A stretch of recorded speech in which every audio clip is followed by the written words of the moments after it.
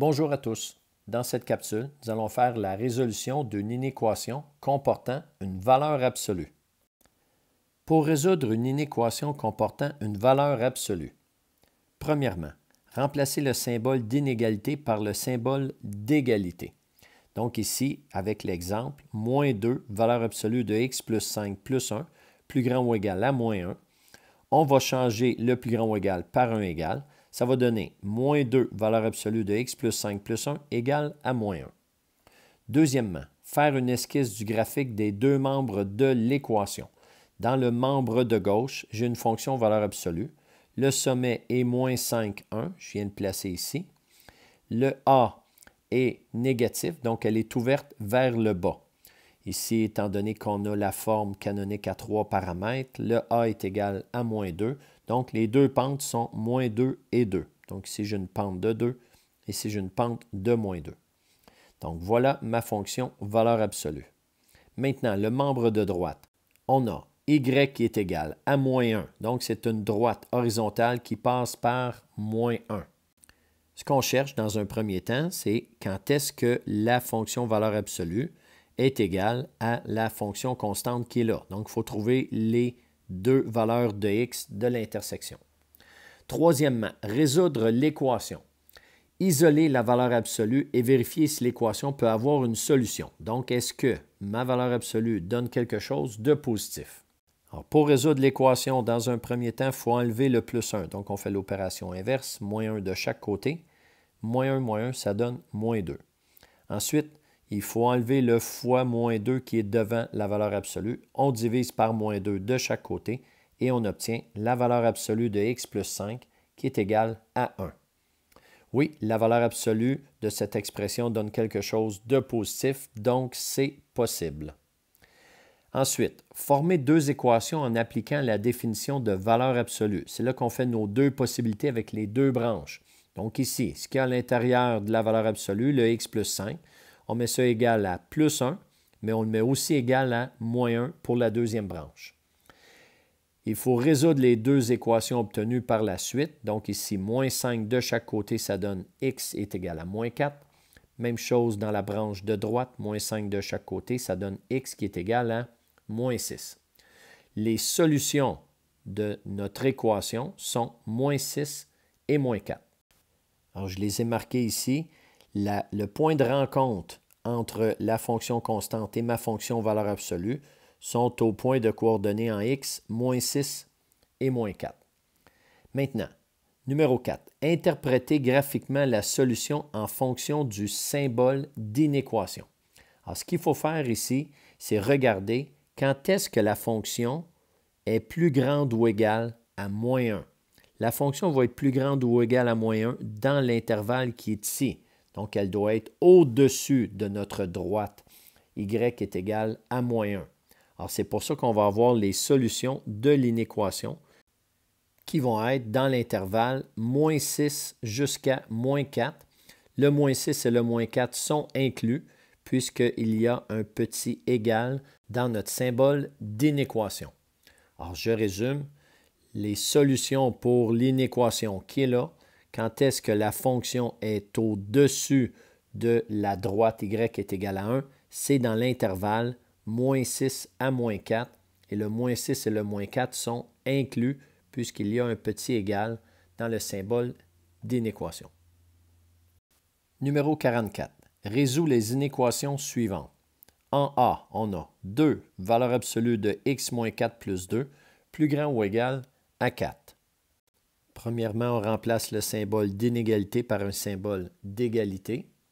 Ensuite, on va faire une esquisse du graphique. Donc, on va représenter la fonction valeur absolue dans le plan cartésien et la fonction constante aussi. Ma fonction valeur absolue, le sommet est de coordonnées 4, 2, que j'ai écrit ici. Le A est positif et donc ouverte vers le haut. À droite, j'ai 4, y est égal à 4. C'est une droite horizontale qui passe par 4. Ensuite, il faut résoudre l'équation. Donc, on va faire moins 2 de chaque côté dans un premier temps et par la suite diviser par 2. On obtient valeur absolue de x moins 4 qui est égale à 4 moins 2 divisé par 2. 4 moins 2, 2 divisé par 2, 1. Est-ce que la valeur absolue nous donne quelque chose de positif? Oui, donc c'est possible. Maintenant, on va former deux équations en appliquant la définition de valeur absolue. On obtient x moins 4 qui est égal à 1, ou dans la branche de droite, x moins 4 est égal à moins 1. On résout les deux équations. Plus 4 de chaque côté dans l'équation de gauche, donc x égale à 5. Même chose pour celle de droite. Plus 4, donc x est égal à 3. Donc, les coordonnées en x de nos deux points de rencontre sont 3 et 5. Maintenant qu'on a résolu l'équation, on va interpréter graphiquement la solution. On cherche quand est-ce que la fonction doit être plus grande ou égale à 4. Donc, si la fonction est plus grande ou égale à 4, ça va être dans la branche qui est ici et dans la branche qui est là. On cherche quand est-ce que la fonction est au-dessus de la droite horizontale, y est égal à 4. Les solutions de l'inéquation seront donc de moins l'infini à 3, union de 5 à plus l'infini, et les valeurs 3 et 5 sont incluses puisqu'il y a un petit égal dans le symbole d'inéquation. En B, on a moins 0,5, valeur absolue de 3x moins 1 plus grand que moins 2. On change le symbole d'inégalité pour un symbole d'égalité. On obtient moins 0,5, valeur absolue de 3x moins 1 qui est égal à moins 2. Maintenant, on va faire une esquisse de notre fonction valeur absolue et de notre fonction constante dans un petit plan cartésien. On trouve d'abord la forme canonique pour être capable de trouver le sommet. Donc, f de x est égal à moins 0,5, valeur absolue. On met 3 en évidence. X moins 1 tiers, moins 1. Le sommet est donc de coordonnées 1 tiers, moins 1. Et puisque le a est négatif, la valeur absolue est ouverte vers le bas. Donc, je l'ai représenté ici, juste comme ça. Maintenant, la fonction constante, y est égale à moins 2. Je l'ai placé en rouge juste ici.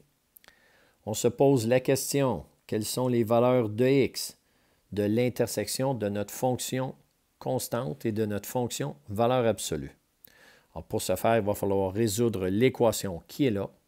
Donc, on va commencer par isoler la valeur absolue en faisant plus 1 de chaque côté et divisé par moins 0,5.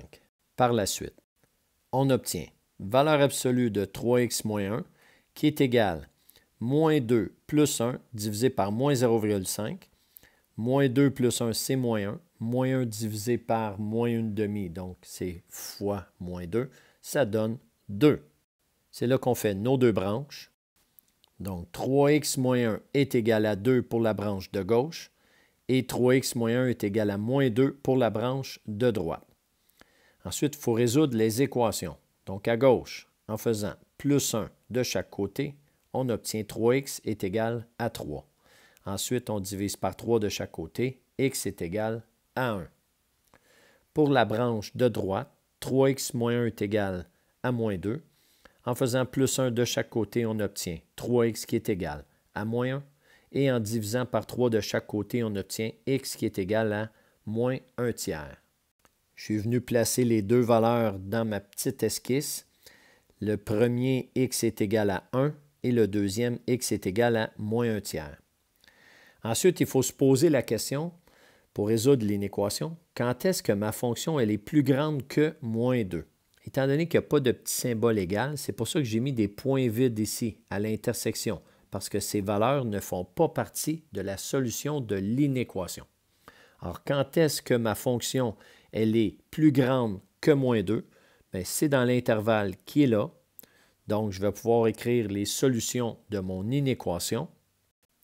La fonction est plus grande que moins 2. Donc, on cherche quand est-ce que la fonction elle est au-dessus de la droite y est égale à moins 2 dans l'intervalle moins 1 tiers jusqu'à 1. Et ces deux valeurs ne sont pas incluses puisqu'il n'y a pas de petit égal. Voilà.